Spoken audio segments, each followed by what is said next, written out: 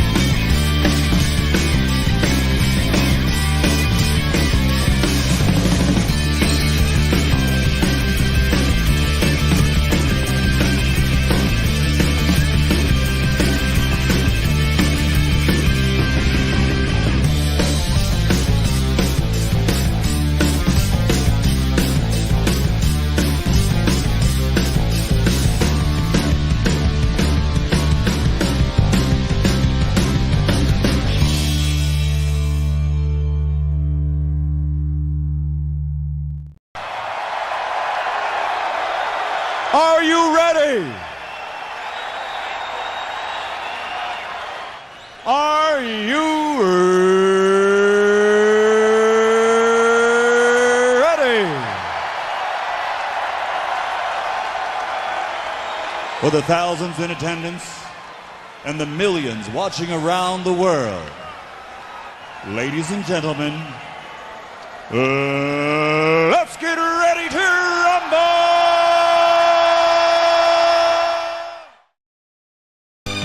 Get it lumping. You can get it thumping. You can get it any old how. Matter of fact, I got it now. Victoria Bitter.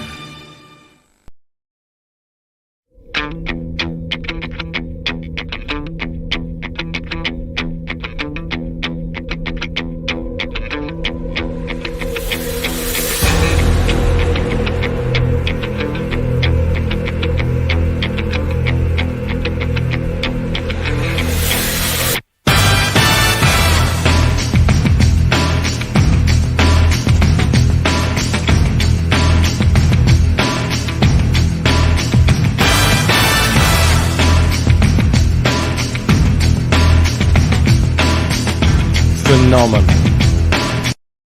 It's so hard to have a gay time on your own. It could be that great chalk and biscuit coating. It's so hard to have a gay time on your own. It could be that smooth toffee ice cream in the center. Or that whole delicious golden gay time taste. Hard to have a gay time on your own. Street's Golden Gay Time. Now available in smooth.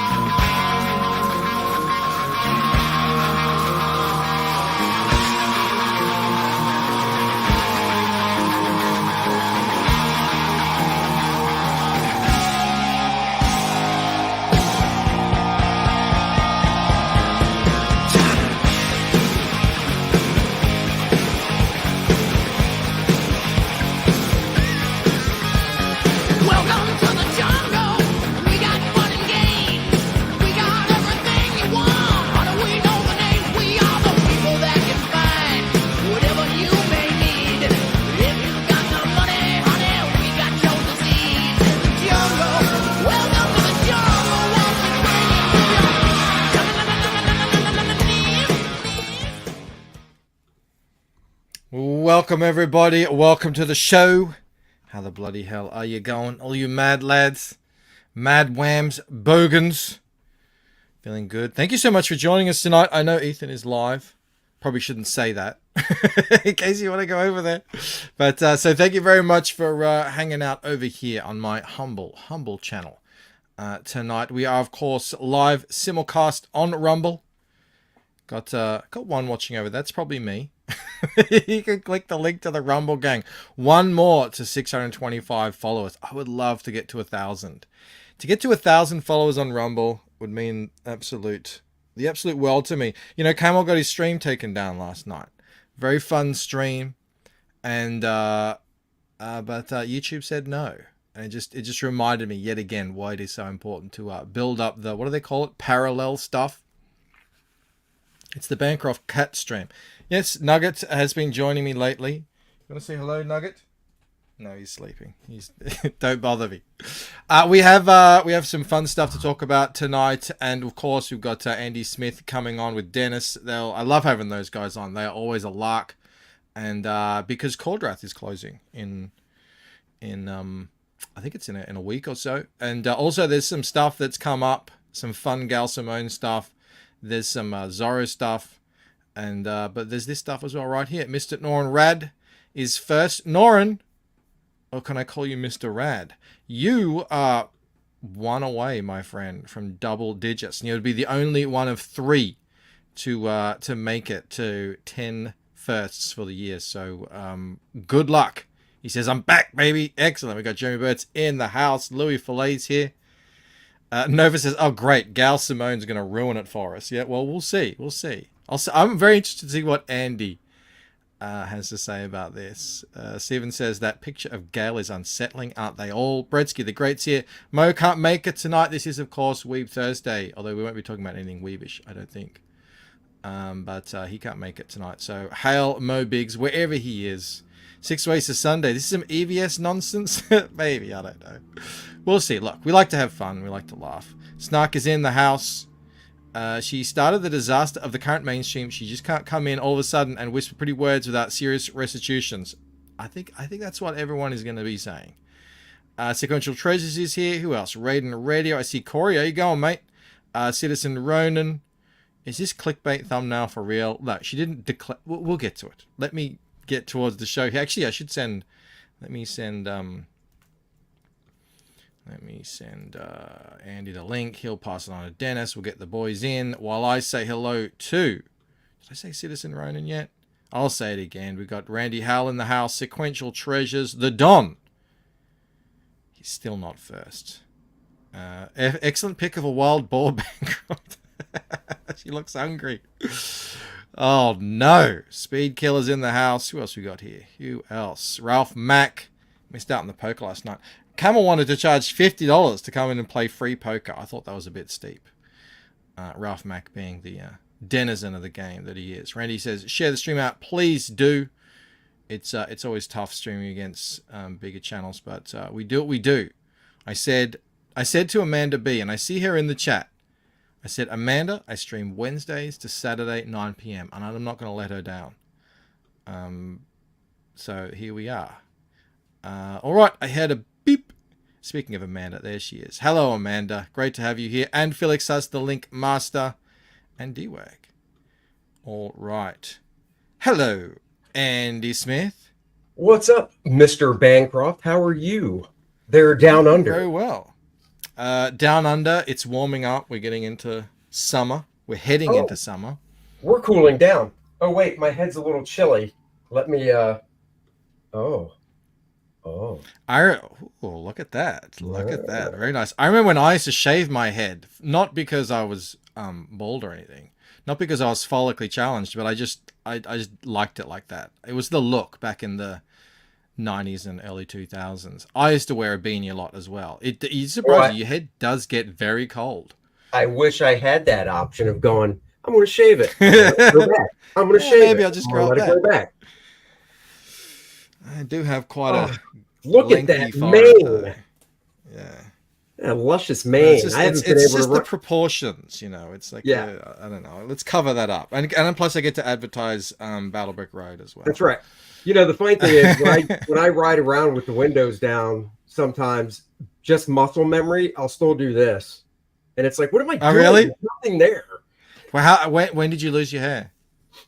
Oh, I started losing it in the early 90s, 93, 94. Were you in the shower and you're like washing your hair? Like, no. In fact, it was funny. My buddy of mine that I grew up with, I was up visiting him in Maryland, and he was at his job, and what he was doing at the time required him to be high up on ladders.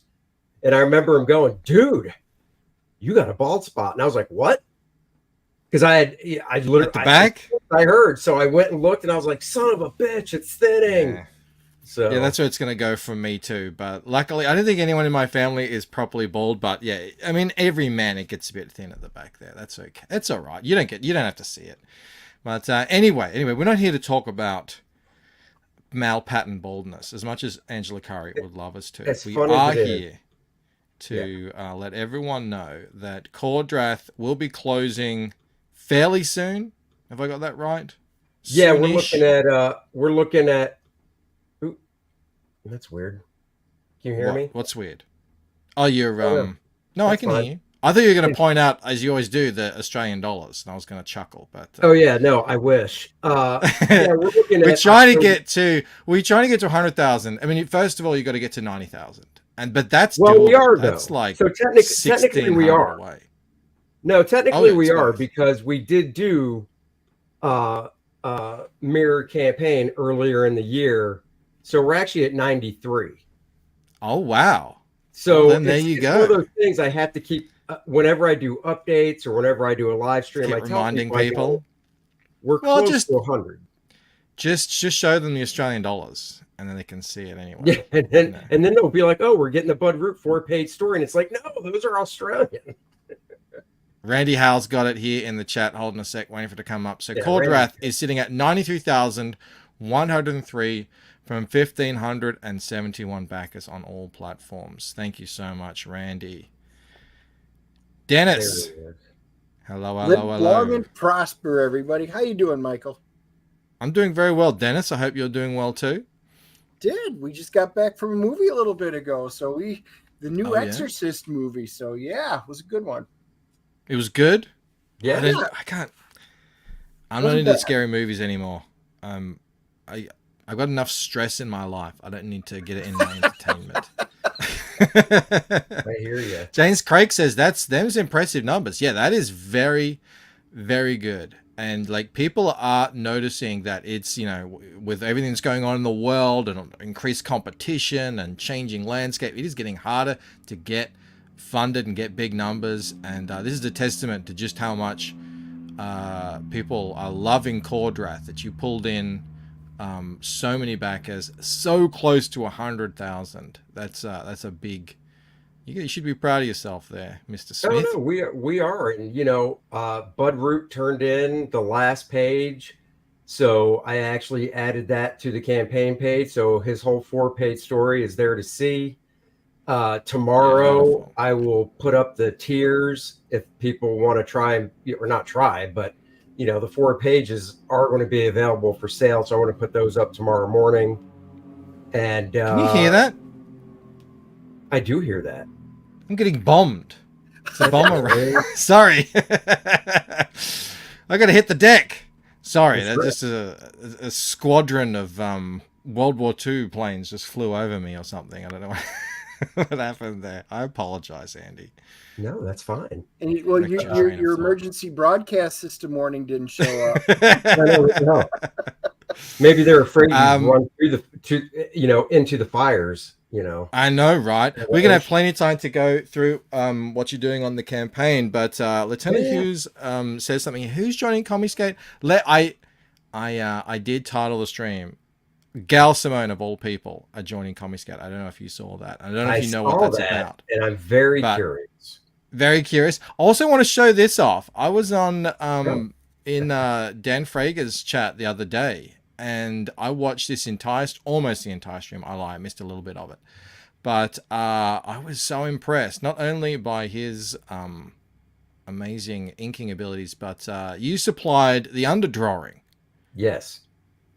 Did you do this for Dan, or you just so the funny story is, it was he was at Heroes Con here in Charlotte back in June, and I just bought this little pad of paper it's like 5.5 by 8.5, and I want to try the paper out. So in between sketches at the con, I did a black flag similar to this one, a sniper, and I gave it to him. And then, like, what was it, 2-3 weeks ago, he calls me up and he's like, "Dude, you're going to kill me." And I'm like, "Why?"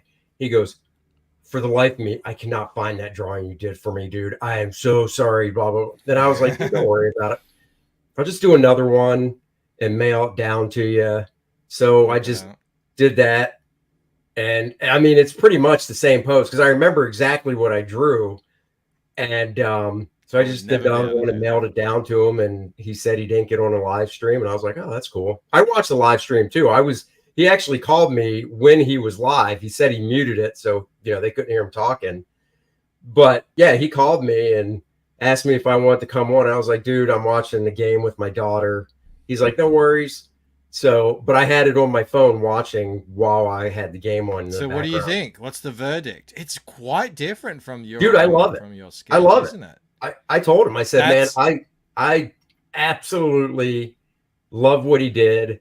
He is going to do a Kor-Drath in a loose, a breakdown type style and send that to me to ink. So if remember that scene from Chasing Amy where it's like, oh, you're an inker, what? So you just trace? You're a tracer? Yeah, I remember. Yeah, like if ever there's an image that can put that argument to bed, it's these two right here, because man, this is like. It's obviously it's the same, but it is so different, and it was a total joy to watch take place. It really was for me. Up all these pens and everything, and yeah, I mean, we talked on the phone a little bit the next day, and I was like, dude, just you going back and forth these different pens. I'm the type of guy, I usually pick up just my brush, and I do a lot of brush work, and then I'll pick up a pen and do pen work, and then I do whiteout, and it's done. So it's I love watching other guys work, but it was really interesting watching them work, over something I drew. And, that's about how tight I pencil Kor-Drath before I ink it myself. So I don't do full pencils when I, do my own stuff. I do. That's the stage that they call breakdowns. So if you ever see in a book, somebody is doing breakdowns, it's pretty much pencils without any of the shadows and rendering and textures and everything. It's like a coloring book, basically. Snug says, Andy, the Bears are winning at halftime, and he's scared. He's scared. That's weird. I can't believe they're actually winning. They're playing the Commanders, though, so it's not like it's a hard game. So, the Don also super chat. Thank you so much, the Don. He says, hail and congrats to Andy. Mad respect to my down under brother Bancroft. Hail CG. Non-hail Gail Simone. Excited for the 25th. That's when Don will be launching his book, Omega, forgive me, it's Omega Mission. I was about to say Omega Storm. I was like, no, it's not that. It's Omega Mission. And he says, thank you, Miguel. Lol. Hey to Mel. That would be my wife, I presume. Thank you so much to the Don. You've been a busy fella. Check this out. You also did a Heather Swain. Got color. Is that going to be a like a trading card, do you think? Yeah, Ethan contacted me and asked, want to use it for a trading card? I was like, heck yeah. And, he said he sent it off to the colorist, and I had no idea he'd turn around this quick. So, yeah. That's very cool. Very buxom Heather Swain there. Looking very nice. Yeah, well, by the way, thank you to whoever dobbed me in last night. I made a slightly tasteless joke on Ethan's behalf last night on Camel Nights, as we do of everyone. Sure. We're a very what's the word? Equal opportunist ragger over on that show. Someone clipped me and dobbed me into Ethan. And he was like, "Oh, thanks, Michael, for likening me to this like monstrously fat guy sitting on a toilet." I promise it was just a joke. Oh no, I cancelled myself. We got Dark Gift in the house. What's up? Everyone's watching the Bears game. Yeah, rip. I know, right, Athaline? That's how it is. Did Buckus died there, Dennis? Did you know that? I did not hear that today. No, that is. He was 80. I know you hated him because he's a Bears, and you hate everybody. You understand that my dog was named after him. Butkus was the name of my dog. It was going to be Nitsky and Butkus. I have no idea what you guys are talking about. I don't even know what sport you're talking about. Football, baby. Just an Aussie. Are you talking Aussie rules? Are you guys talking about cricket? No. All right. People have been asking, what the hell am I talking about? What are you talking about? These lovely two ladies. You remember these guys? Oh yes. Oh yes. I shouldn't say guys. That's very what is that, like a microaggression of me Yeah. when you call, hey guys. I've heard that. I've been told that. Here's Gail Simone back in, when was this? I remember this tweet. Don't know what the date was. Sorry we accidentally took over comics. Everyone, asterisk, not actually sorry, kissy face. What do you think about that, Andy? What do you think about these two? It's just it's so narcissistic and just condescending in a way. It's just annoying. And I did work with her once on one book, but it wasn't even the whole book. It was like half an issue because the other guy was behind, I guess, they needed help. But was she good to work with? Was she I never actually talked to her. I just got the script. Well, I can tell you, I got the script, and there was one thing in the script that I just thought was really hokey. And I did bring it up to the editor. I said, "Are we sure about this?" And it was that. So to give it context, it was an issue of the Atom, and this is like 12 years ago. And it was the Atom who was the Asian kid for a while. So it wasn't Ray Palmer. And I can't remember the character's name. But anyhow, Wonder Woman was guest starring in it. So it was cool. I got to draw him and Wonder Woman. And at the end of the book, the end of the action and the fighting and whatever, they kind of went off to this secluded like area just to talk. And she was basically saying, I think you're ready to be a part of the Justice League. We'd like to offer you. And then I think the second to last panel or the last panel on the page, she was kind of doing this. And then you turn the page and it's just a waist up shot of her from the Atom's point of view. And she has her hand out, and floating a little bit above her hand is the Atom's Justice League chair, because he had a small chair. Mm-hmm. And the thing I talked to the editor about, I'm like, so throughout the whole book, she's had this little chair squished between her boobies, because that's where she pulled it from. She pulled it from her cleavage. That was the intent.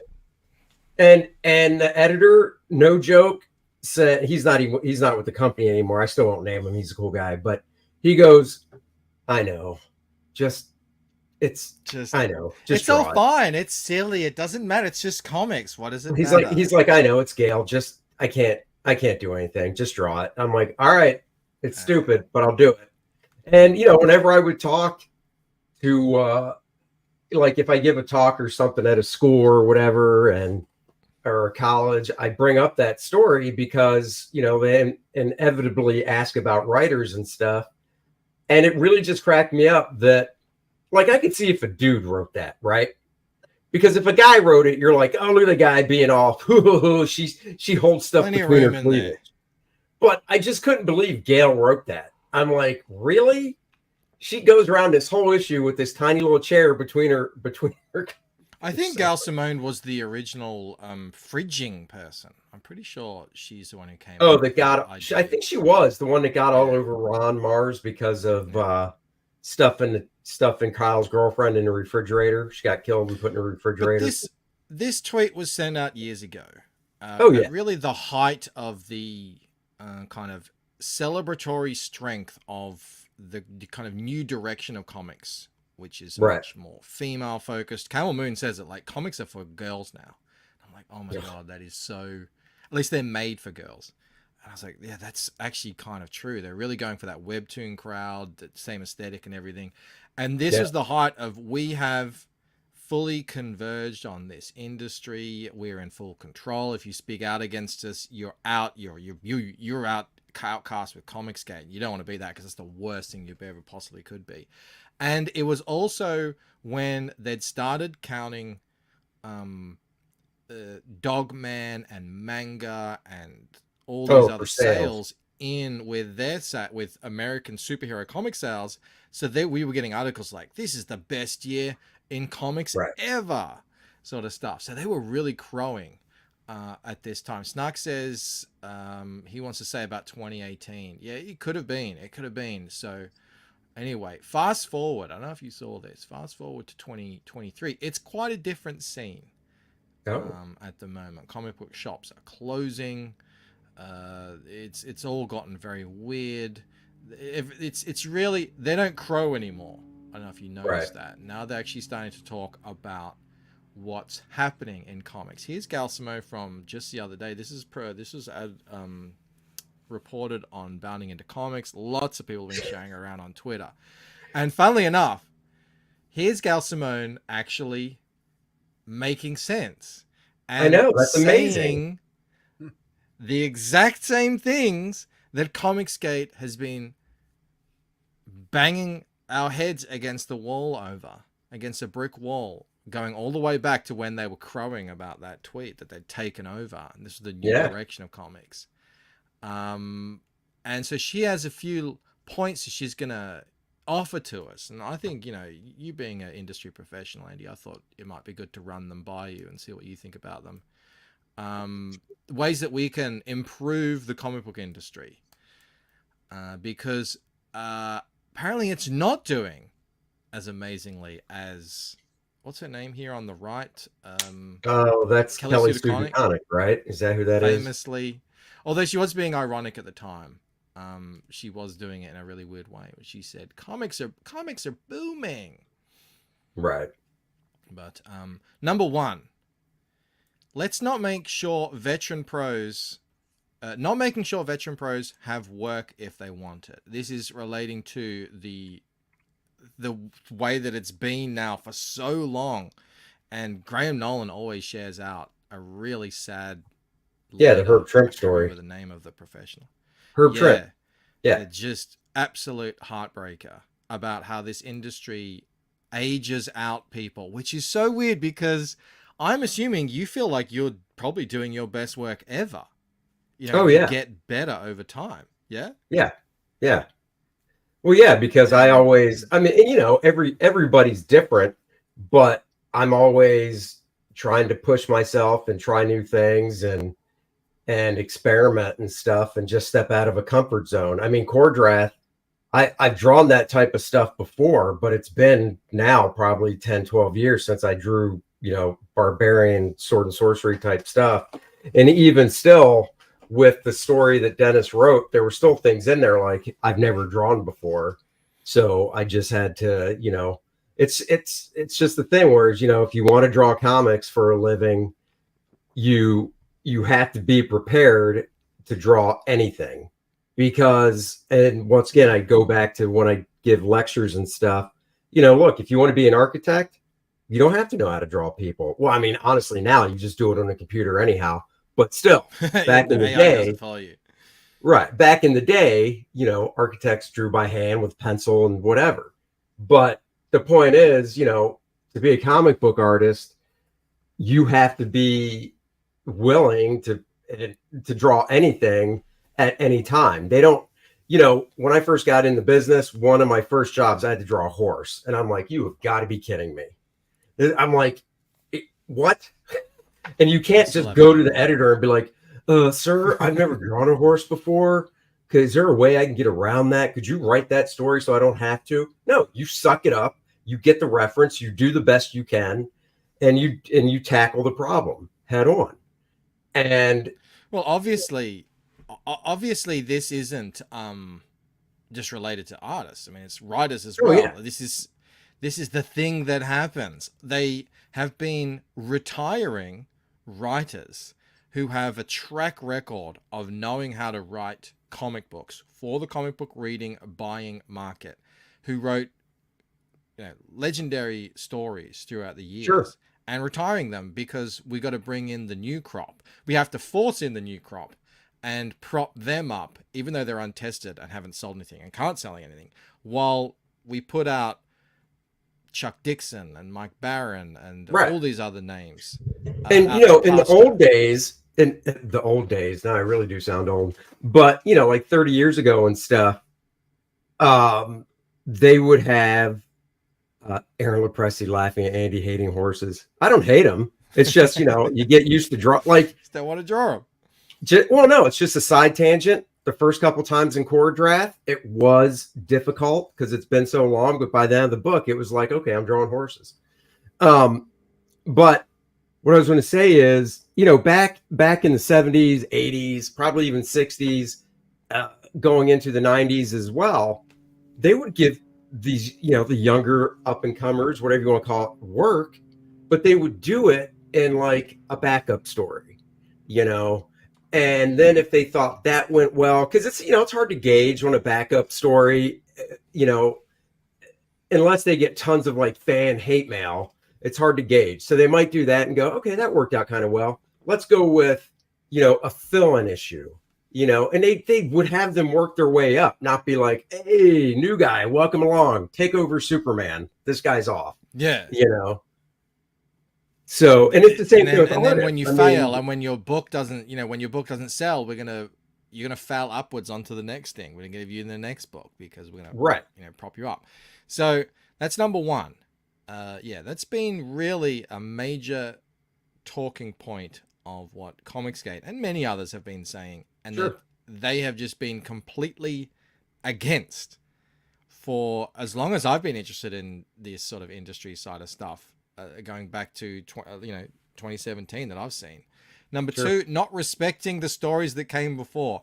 Now, ain't that a thing? That's a bitch. That's the one that Dennis can really talk about, because he dumped X-Men after collecting it his whole life because of that very reason. So Yep. They have no respect for anything that came before it, the stuff they did, and they're proud of it. Matter of fact, I just dropped last month, about a month and a half ago, I dropped all my Star Trek titles because the writers admitted for IDW, because they haven't been very good. There are a couple of good ones, but all of a sudden they were like, oh yeah, we didn't watch Star Trek, we don't read Star Trek. This is our version of Star Trek. So you literally know nothing about Star Trek and you're writing it. Yep, I'm done with you there too. So yeah, those very reasons. If you don't know the lore, the history behind something, you shouldn't be writing it. Yeah. Well, not even that. And that's a big part. Like that's a whole part of it. There's a whole nother side of it. It's like, no, we're going to actually take the stories that you all love and the character that you love, and we're going to destroy them. Correct. We're going to pick them apart. We're going to rip them. We're going to make them something completely the opposite of what they've always been and what you love about it. That's been the whole thing. That's why people are upset. And when you would, people would get really angry about it and come onto YouTube and yell about it. This one right here on the right would say, "What comic books are you reading?" Right. That was the whole thing. That's really what this has always been about. So for her to come in now and say, "Oh, we need to start respecting the stories that came before," it's it's hilarious. That's rich. Now, I haven't, now I'll be honest, I haven't read a ton of Gail's work, but was she the writer when, not New 52, but Rebirth, when they relaunched, Wonder Woman, and it was Liam Sharp alternating with Nicola Scott as the artist? I think Gail was the writer. No, that was Greg I don't Rucka. recall if Gail was the writer of that. That was some of the first ever Wonder Woman I've ever read. I'm not a DC guy, so yeah. Well, anyhow, I haven't read a ton of her stuff. I know she's, Gail's obviously been around a long time, so she might be one that tries to respect the stories that came before. I honestly can't tell you because I just have not read a lot of her stuff. So, that's fair enough. You're very magnanimous. I mean, if I was steeped into the Gail Simone library and have read everything, then sure, but I haven't. So, my point is she is absolutely a prominent figurehead of this new movement of more socially minded and identity based direction. Oh yeah, I don't have a problem with the industry. I agree with you on that. Yeah, went down on, regardless of how she used to. I mean, lots of people that we know and respect have worked with her over the years, and have said that they were perfectly friend with her and fine. And yeah, she seems to have done some good stuff in the past. It's just man, okay, if you thought this the whole time, Gail Simone, why weren't you out there, you know, saying, oh, this guy, your boy Zach, he's right. You know, you aren't respecting the stories that came before. These people that you're canceling, these writers and artists that you're canceling because they have the wrong political opinion or they're too old or whatever it is, that's going to be really bad for the industry, you know, in a few years' time when no one knows how to write a story at all the artists, you know, aren't really artists that are going to sell books and everything like that. She could have stood up then, but obviously she didn't. She was like part of this whole sorry, we took over comics. And I guess face. my question is, because she's tweeting this now or Xing it, whatever, is she? I think she even Facebooked it. If you believe, is she not doing as much work for the mainstream? Because I don't follow, so I don't know. Because it almost seems like, are you not doing it? Like, she never really did a lot for Marvel, if I remember. She's always been more DC. So I'm like, is your name not being thrown around DC as much anymore? What's going on? I do a lot of, here's what I think it is. I do a lot of shorts on the situation of the industry. So, I mean, I'm not saying I'm an expert on it, but I pay attention to it. Right. And I'm telling you, they are not crowing. And I say they, I mean just sort of your kind of mainstream normie, including professional and fans side of comics social media. They're not crowing about comic books right now like they were all the way up to about 2022. It's the whole thing has changed. There's a lot of people turning on each other.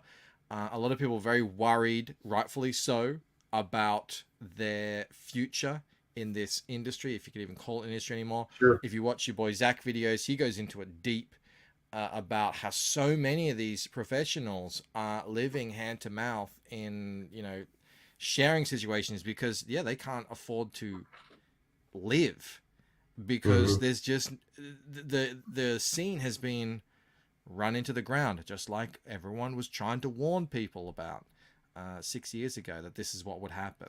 So I think a lot of people now are just like, oh, maybe, this isn't. You know, the famous last words were, you know, if you don't like our books, don't buy our books. So people stop buying the books. Right. Now, what I was trying to do before, and here's something interesting. I was trying to pull up statistics as soon as I saw the picture because I wanted to do a comparison from in 2018, the number of comics that were sold every month compared to right now.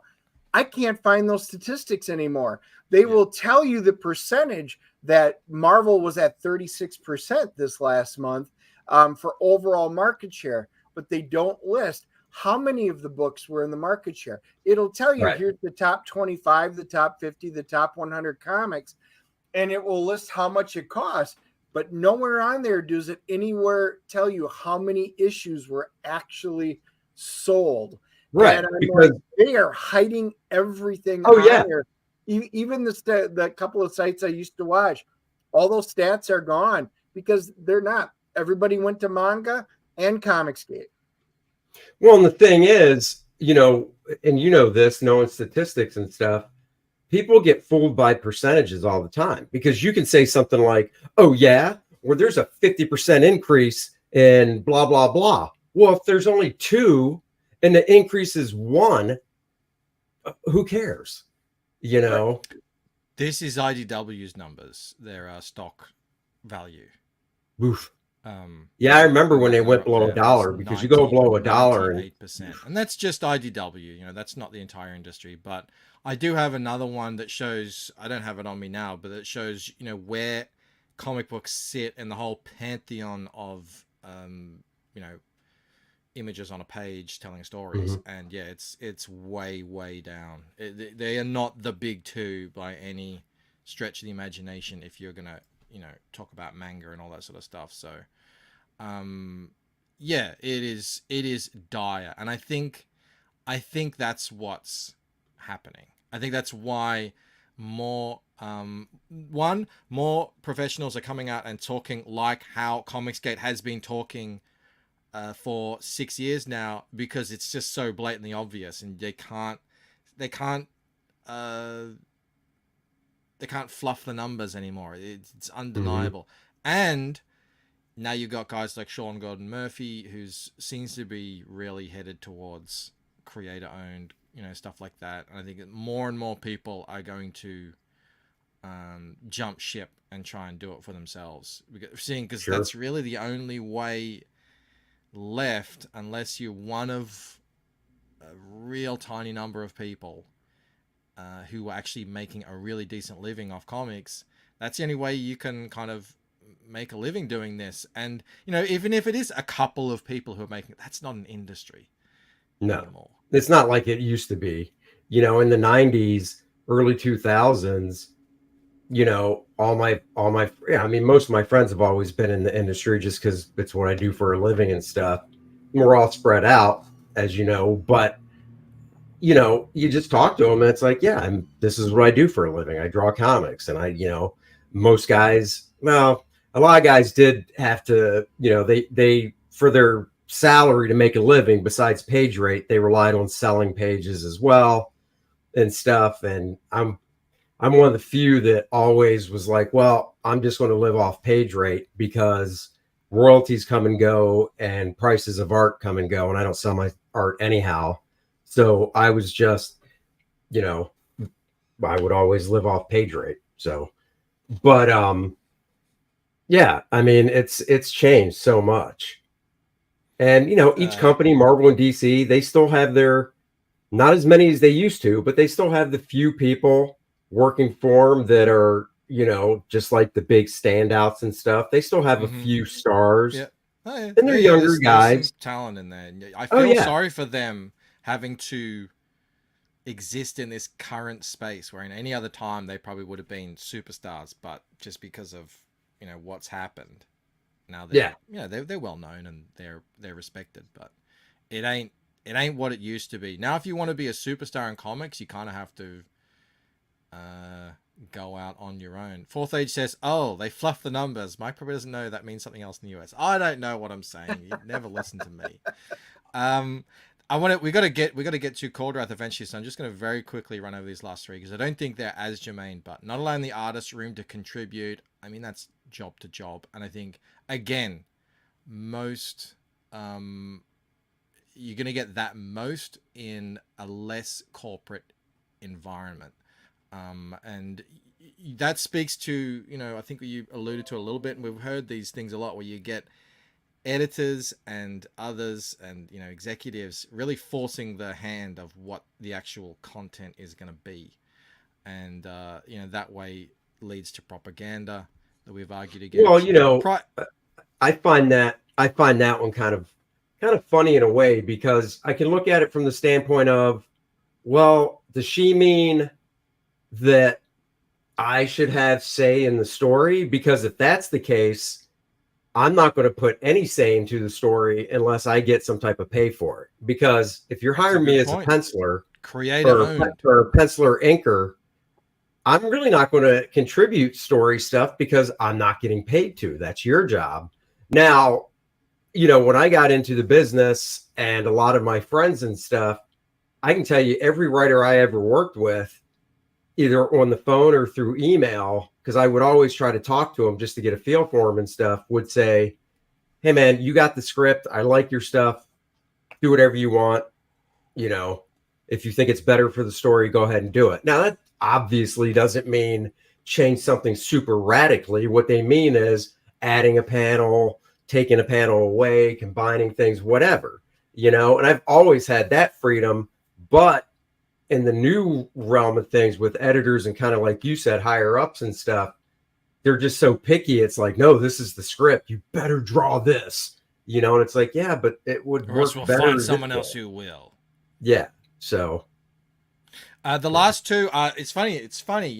We in CG haven't unlocked this either. This is an issue for everyone in all industries, really. But unless you're an absolute behemoth like Amazon, price point and lack of distribution options. Manga seem to have figured that out. I mean, that's where people need to head towards. We're nowhere near it. The mainstream American industry seems to have been headed in the opposite direction than they should have. And that's another talking point. That's another discussion we've had loads of times, but I don't think we're going to cover that here. But to me, the biggest one was number 2. And I'm like, oh my God, I can't believe that side is going to come out now in 2023 after all these years and say, oh, we got to start respecting the stories that came before. And even just the medium. That's what really gets me as well. I don't think they even respect the medium. They think it's all a joke. It's dumb. It's well, that's just it. I think a lot of I think more writers than artists definitely are just coming into it, either looking at it as a stepping stone, like, ooh, look, I worked on comics. Can I work on a TV show now, or movie script? And they're just not, or they're just not really respecting it. They'd rather write the Great American Novel or some crap, but they can't. So some editor was like, "Ooh, what a nice short story. Maybe you can write a full issue of Batman." Mm-hmm. Yeah, there were a couple of them that admitted, well, we wanted to be writing for Dungeons and Dragons and stuff, and they wouldn't hire us, so we're stuck writing Marvel comics. You should never be stuck writing Marvel comics. No, or DC or anybody. But you got to have a passion for it. And I mean, this is the kind of attitude that gets us Snowflake and Safe Space. Everybody remembers that. There's a reason why they didn't really want to publish that, because the backlash. Nobody cares for that stuff. And yet it was pushed on all propaganda fronts. Mm-hmm. Yep. Speaking of Sean Gordon Murphy, I don't want to get into this too much because I don't think there's much to talk about. It's all opinion based. But I saw this and I just wanted to get your take, Andy, being an artist, because this did actually happen to me. Sean has just released his new Zorro book, which to me I think looks friggin' amazing. I've ever since. I don't know the man personally. Yeah, I've never met him, but when it comes to his artwork, oh yeah, I love his artwork. So, but this is interesting. At first I was like, yeah, look, things happen. This is Sean's new Zorro book. I think is that his art? Is that his signature there? I can't. Yeah, it looks like it. Might not be. I don't know. It's hard to tell, but I mean, it looks like his art. So I just thought from the shape, it looks like his signature. That looks like his lines. And this one is another person, Bengal, I think it is. I'm not really familiar with them. But PTP is showing this around. Ethan was talking about it earlier. How similar these two covers look, and this one came out earlier. I think PTP has been working on this since 2016, and I said I don't know. I mean, to me the death. What is it? That kind of Mexican. What is that? Mask, death mask whatever. thing. That to me was like, that's weird. Why would they have done the same thing? Because if you look at it, other people have shared this stuff. People have been doing these covers. Here's Donald DeLay sharing a Toth. Oh yeah, some Toth here. Yeah. Here's Tiny Baby Sloth sharing. I mean, everyone has done this cover. That's not the thing. Everyone has done this. That's sure. But it was the mask that was like, oh, that is that a coincidence? I don't know. I don't know. I mean, I know PTP's been working on his for a long time. Like you said, I didn't know it was that far back. But I think so is Sean Gordon Murphy. So I honestly don't know. It's really weird. Like you said, the layout. It's weird. As I said, it's weird. The layout. Have you ever had this? Have you ever been accused? Have you ever someone said, "Oh, you're ripping off. You swiped my cover or something like that"? Have you ever had that? No. No, never. I mean, I've been influenced by cover layouts and stuff. And tried to do my own take on it, but I've never just been like, unless it's a specific homage, like the Kor-Drath one where I totally ripped off Conan #1 for the homage cover. Homages are different, But because like if I did a Zorro thing, knowing that that's a popular thing, I'd probably do it as well and try and get a different spin on it. But the mask is, like you said, that's the one that's like, man, that is just, I don't know. That's the weird part. the Nev weird part, says, the Alex Toth, Tell Me PTP, and Sean Gordon Murphy aren't buying the original. Yeah, look, I think it's just I think it's just what people do when they do Zorro. They do this thing. It's almost like it's a trademark like in a way. thing now. Yeah, Look, yeah. These, you just know what it is. You know, like you're not going to do that for, you know, a Three Musketeer book or something. You know, Robin Hood, whatever. But with Zorro, you do that, and you don't even need the title because you know it's Zorro. You know, yeah. I actually was. I wouldn't say. I mean, maybe I was accused. I don't know. Someone implied, and when they said it, all of their followers kind of came after me in a pretty aggressive way, which I didn't appreciate. But there's my cover there for the Lucent. Yeah. And someone who I'd promoted said, "Oh, you must have seen this while you were on my show, and made this." And I was like, "I would never." Not.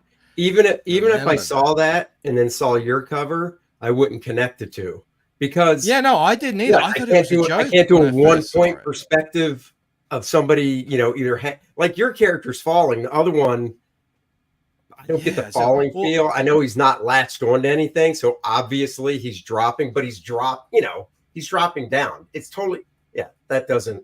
Yeah, so this is why I was just thinking. Everybody took it from Die Hard. Because literally, that's what I said. That's what I said when I got it. Yeah, we both copied it off Die Hard. That's Die Hard. Yeah. That's what I said. And but I was that's why when I saw this, I was reminded of this when I saw this thing about Zorro, because I was like, I didn't swipe this. I didn't think I ever saw this before I made my. It actually took me a long time to. Dude, as simple as this cover is. Even if you did see it, it's totally different. It's the same. Yeah. It's the same camera angle, but okay, I've done the same camera angle for a shot as somebody else. Oh, so people when I told people about this, everyone started flooding me with images that were from the same camera angle as well, and I was like, so I was just thinking, look, sometimes in comics, actually a lot of the time, coincidences happen, or just tropes become a thing, and clearly I think we can say at this point now we're looking at 4 different covers that have the mask with the sword and a guy jumping over a Zorro jumping over a crowd. It's basically a trope at this point, so but those were always his signature moves. Not only the TV shows, the movies, even going to one of my favorite ones, Zorro the Gay Blade. You know, even when they're up on the whip and he's got the whip up there and stuff, he jumps down, and that is what you think of. I mean, when you think of Zorro, happy trails, Hans. I look forward to Christmas coming around and binging. You know, another good example I think of this is is it Superman #1 or Action Comics #1, where it's the full figure of him with the city in the background. He's in the famous flying type pose. That's Superman. Superman #1. Action Comics was the one with the car. Yep. That's right. So Superman #1. Everybody's Jim Lee did it when he drew Superman. He drew it as a panel inside one of his issues. You know, it's been on covers. George Perez has done it. It's just that's what you visually go, oh yeah, Superman. You know, and it's all new to somebody. Like I'm not as well versed in the Zorro history, but beyond the fact of the holding the sword up, splitting down the middle. This one, until tonight, I would never have been like, oh, that's a Zorro, like unless you're doing a straight trace. I don't think there is a new way to draw Spider-Man, like a pose, or Superman, that hasn't been done before. Every position and every perspective and angle has probably been drawn by someone at some point. So that's just the way it is. We have to move forward, though. We got to get to this. We got to get to Kor-Drath, The Reckoning by Andy Smith, which is closing down shortly. So October if you 16th. are sleeping on this. When is it? November what? October 16th. October 16th. That's like 10 days away. It is, because it's less than 2 weeks away. My goal, or our goal, is it closes the 16th and the files go to the printer, the next day or the day after. And timing wise, books would be coming in October or November, so we can start shipping them out in November, like we said. So that's the goal. Is that a hog or a boar? I think it's a boar. That one is a boar. It's a boar. Boar. I watched a video on boars the other day. They're quite vicious beasts when they need They to eat be. everything, bone and all. Yeah, they fight Yeah, any dude. animal too. They don't give a. They don't go for it. We got RJ from the Fourth Age in the house, who is making his Crom book. Another fantastic, swords and barbarians and nice. lovely ladies, fantasy. But tonight it's Kor-Drath. Yes. Beautiful book here by Andy. How long have you been developing this story? Has it been like a long time thing for you, or is this a completely new project? No, it's totally new. I mean, we developed it. Totally new. We developed it back in the spring of 2022. So Yep, nice. on the way to a convention. Yep, on the way to a convention. We just hashed it out and stuff, and then got enough of it hashed out to where Dennis could go home and start writing stuff. So. And there's RJ. He says, Kor-Drath. There you go. Thank you. Love those barbarians. Got my copy of Kor-Drath ordered. Jeremy's in here as well. Hey, Jerry. He says, Kor-Drath looking pretty good. Philip says it looks dope. Thank you. Was it it's a feral bush pig. Oh my God. I can't believe I missed that. Yeah, it could be. Was it, did you, when you said you were, envisioning it, were you like, I want to do a sort of sorcery, sort of, big muscles, beautiful ladies. Oh yeah, fantasy. Of course. Yeah, if I'm going to draw something, I got to be happy with what I'm drawing. So I was like, yeah, I want to draw a barbarian dude, and he has, if you refresh the page, below that is the 4th page now. So you pulled that up right before I did it. So if you were to refresh it, you'd see the 4th page of Bud's story right below. There it is. So that's the last page of the story. Because that's the thing. We're trying to, we're going to sell the original art, so I can't really hide it. And it's a cute 4-page story. There's no spoilers to it. So show it all. So yeah, I'll be putting that up for sale. All of it up for sale tomorrow. How much is that? How much is that on sale for? You won't see. It's not up there yet. I'm putting them all up yet. tomorrow. Right, okay. Yeah, I gotta figure out the pricing with Bud and stuff. So, but the original artwork, these are massive. They're like 18 by 24. I think he drew them on. Yeah. Oh, really? Oh yeah. This is not little tiny artwork. Each one is 18 by 24. Yeah. Oh wow. Yeah. So it's like proper art. Get a nice big piece of. It's huge. So whoever gets this is going to be getting one big ass flat, package in the mail. It's huge. Get a truck driving it over to their house. What are we looking at here? Who's this character? That's Lilith. It's the character that Bud drew on his variant cover. She's also in the book. Yeah.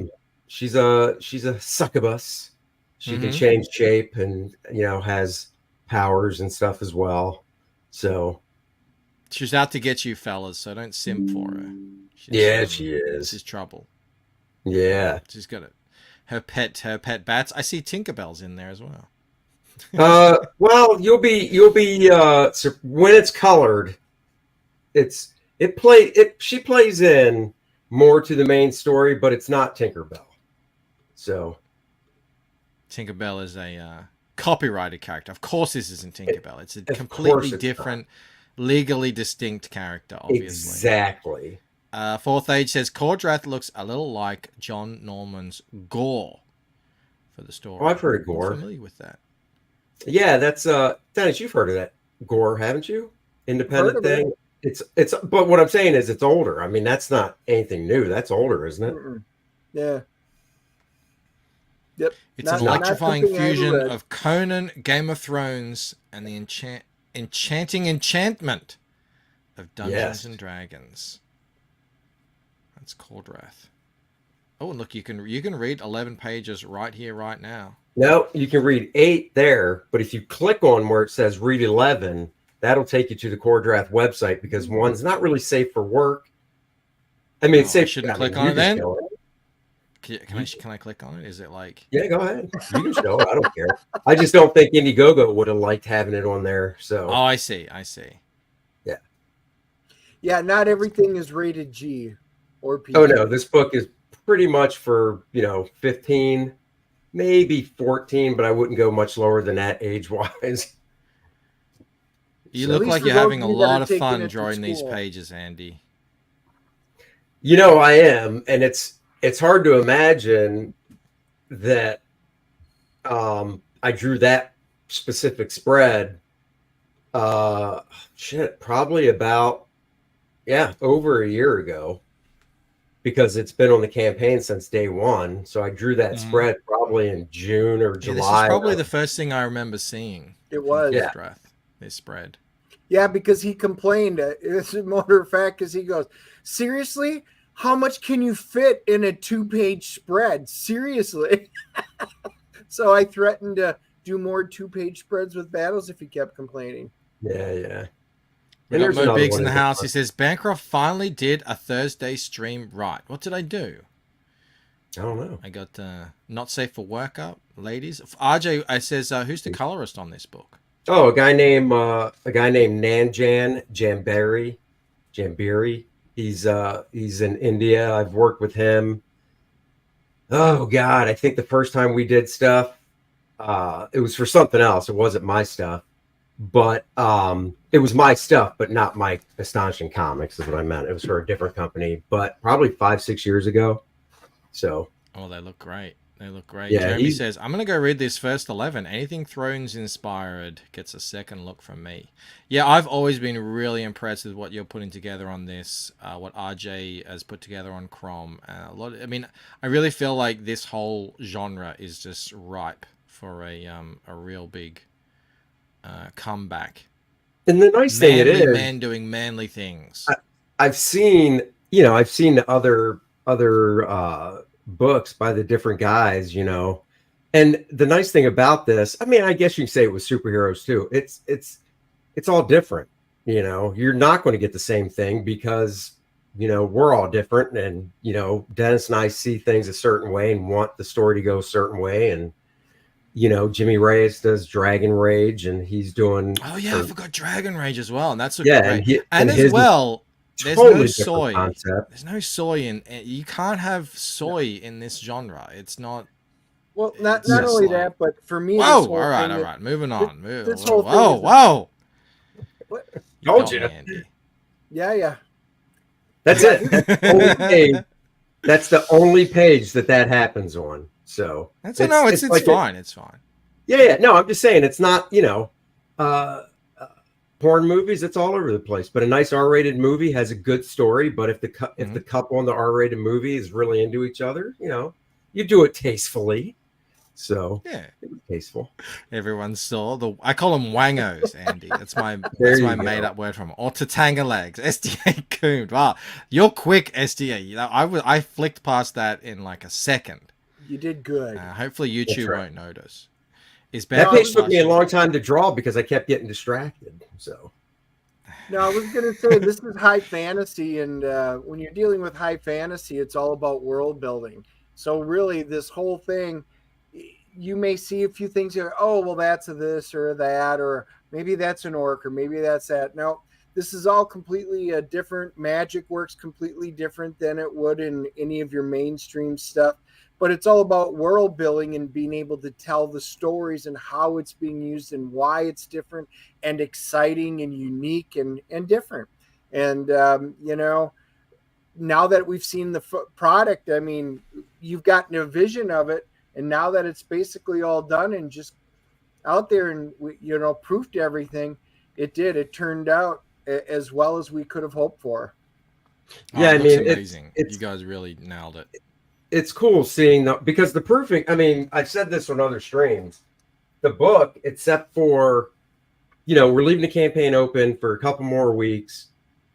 If it wasn't for that, if it wasn't trying to get Bud's story into the book, I could get this thing to the printer in the next probably couple days if my designer's free to put it together. because we've proofed it. We've done all the editing, proofing, all that's done. But I want to leave it up because I really want Bud's story to make it into this book. But at the same time, I want to ship it on time. So basically November 16th is when it's got to go. And hopefully we'll hit it. So I'm sure you guys will. What's coming next after this? Well, there's going to be a volume 2, but that won't be until probably spring of next year when the campaign launches, because, you know, all I've done so far in volume 2 is start one of the covers. I'm doing a homage cover again, and I'm going to do a regular cover. So I actually started the homage cover first because we haven't really figured out what we want on the cover yet. It was actually easier for this one to figure out the covers because it was a number 1. So I didn't have to go and worry about like story stuff on the cover. It was more about just cool visuals because it's a number 1. But number 2, for the main cover, I want to do something that is, story related. So I started the homage cover, but every day I'm just doing some type of production stuff on like the artist edition, the hardcover book that has all the pages, in black and white. So you can see, it's like an artist edition. So you can see all the gradations in the ink and everything. So that's going to come out in the spring. And then between that, just to have something out there, I sent out email blast to my email subscribers and stuff today. I'm actually going to be doing a book called Nice and Tight, the comic book pencil art of Andy Smith. And it's going to be a 52-page book. And it's going to show, instead of like sketchbooks, which, I've done a sketchbook, most artists have, that are commissions and pinups. This book is going to be 52 pages of some, what I consider some of my favorite full pencil pages from when I was working in the mainstream. So people can see what the nice tight pencils look like before they were inked. So an art I'm going to guess they probably look a bit like this. No, because that's not full pencil. No, that's not full pencils. You go crazy. Well, so like I said, full pencils have all the shadows and stuff drawn in, all the lighting, all the textures. Like if you look at Dan's, because my full pencils are really tight. That's why the book's called Nice and Tight. Mm-hmm. And if you look at my pencils, it would look just like Dan's. Yeah, that's like a coloring book. Like if somebody just took that and traced it, that's what a coloring book is. There's no rendering. There's no indication of a light source. There's no texture on anything. Unfortunately, that's how some guys draw comics these days because coloring's gotten so good. But I'm just not trained that way.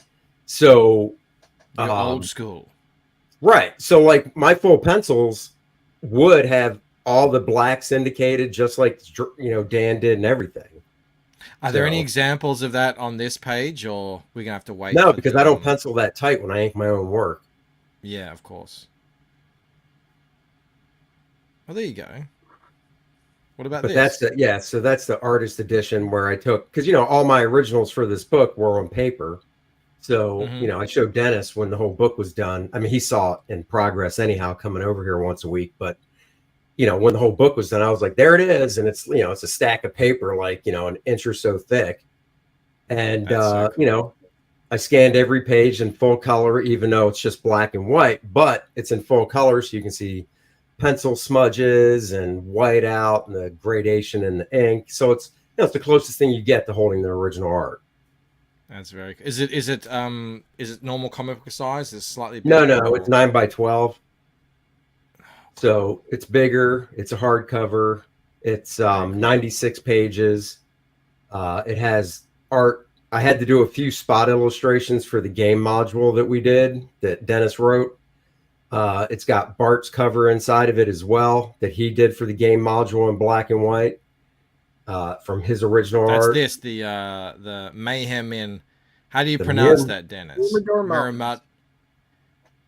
Yes. Mirador Mountains. And that, so a couple exciting things. That's at the printer right now. Yep. And we should be getting it next week. And we lucked out. I was able to find a printer in town to do this, so we can actually go pick it up. So that's at the printer now. And then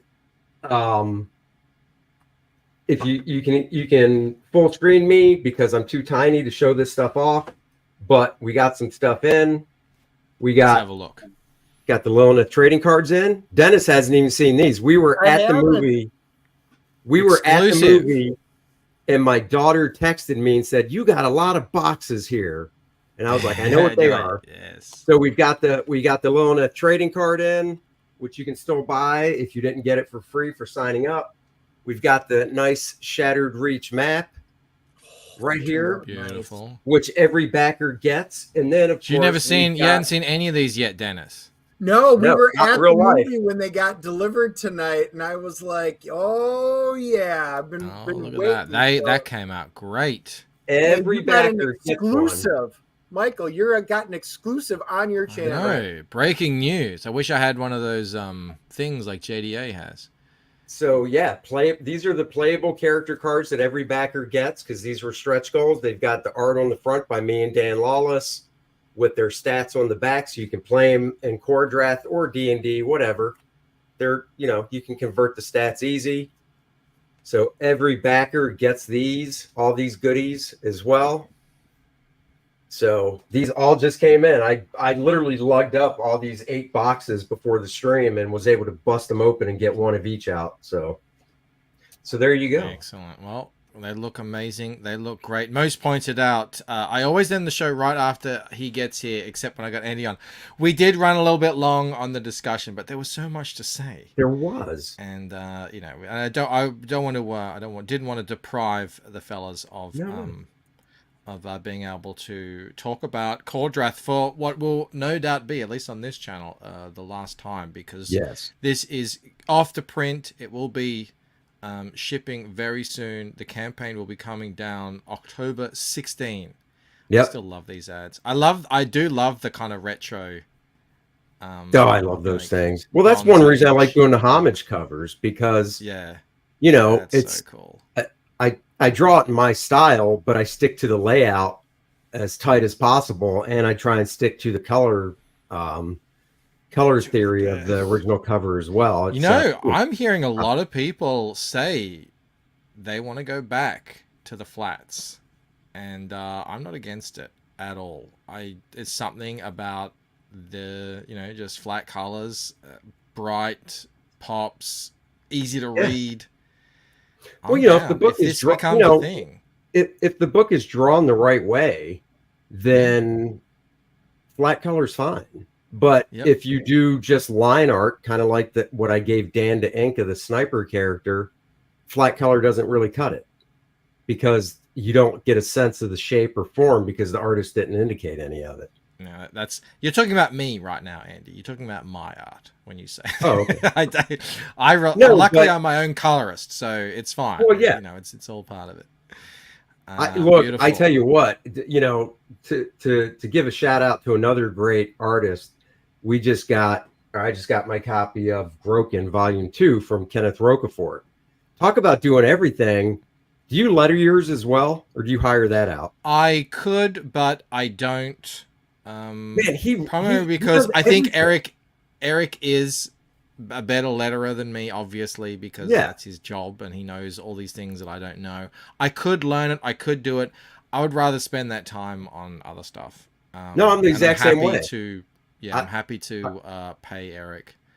Yeah, I'm the exact same way. I've lettered small jobs because I'm talking like 1 or 2 pages. But when it comes to stuff like this, it's like I could spend this amount of time lettering, or I could just pay my letterer to do it and spend that time doing something more beneficial to the book. Well, look, I think it is greatly beneficial. It's just a better use of your specific skills and time. Right. Especially if you're the artist, and I'm the artist and colorist. I got to find time wherever I can. So yeah, lettering was kind of a no-brainer for me. And, Look, when Dennis and I go out and he's on a killing spree, gainfully employed. He is perfect at doing the killing, and I'm good at digging the holes. I'm still an accessory if he ever gets caught, but at least my hands didn't get dirty that way. Clean. It's called plausible deniability. Right. I didn't know what the hole was for. He just said dig a hole in the backyard. Dig a hole. What's the problem? Okay. I don't know why he's carrying all that lime. It's not my problem. Yeah. Thank you so much. You're gonna have to leave it there, Andy and Dennis. Always a lark when you guys come on. Come back whenever you have anything to promote. It's always a lot of fun. Oh yeah, you too. This book it looks amazing, and I'm so happy it's found an audience. Very, very, very close to 1,500 backers, just 5 away, which is beautiful thank to you see. guys.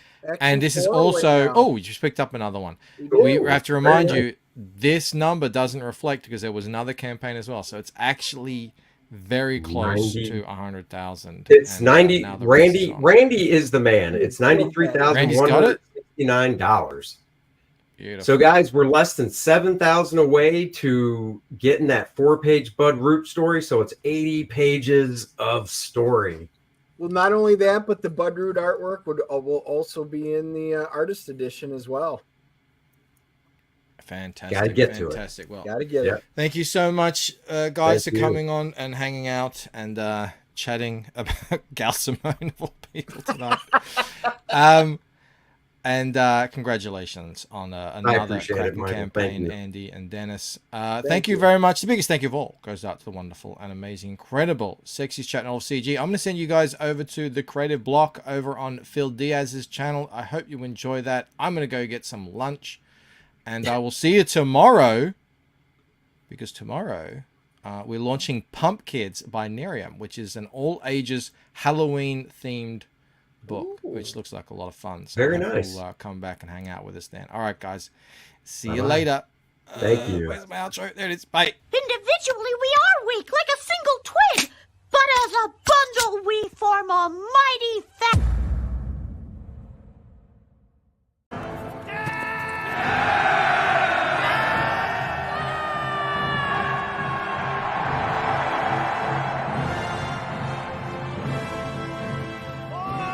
Hailing us!